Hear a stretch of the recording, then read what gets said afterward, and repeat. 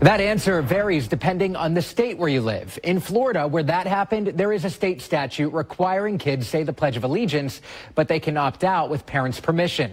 So what's the deal for Kansas and Missouri?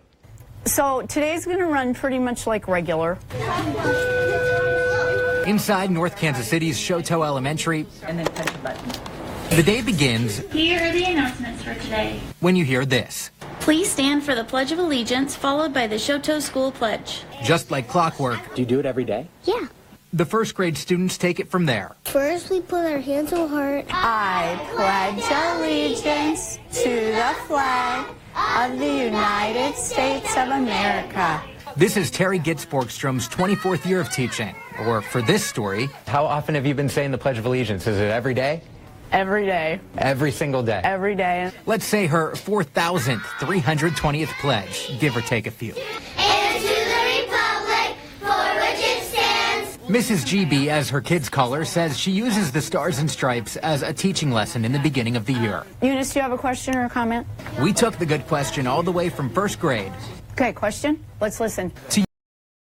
Alan Rostron is a UMKC professor of law. Are schools required to say the Pledge of Allegiance? Here in Missouri and Kansas, it is required. Required every day? Yeah, it used to be required once a week in Missouri until about 2 years ago when the legislature amended it and made it a daily requirement.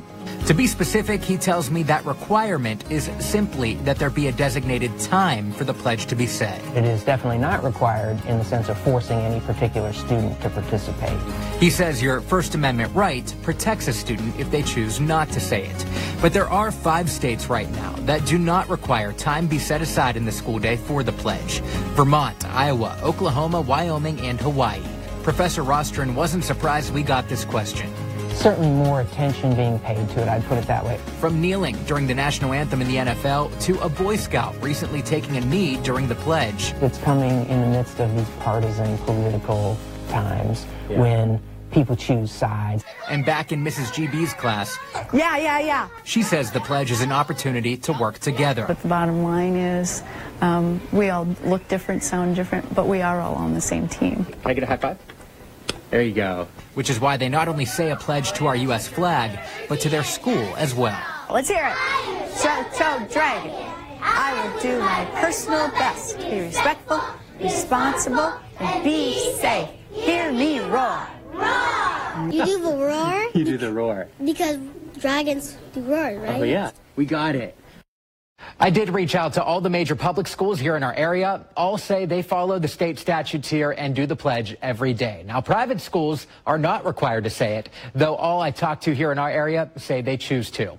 If you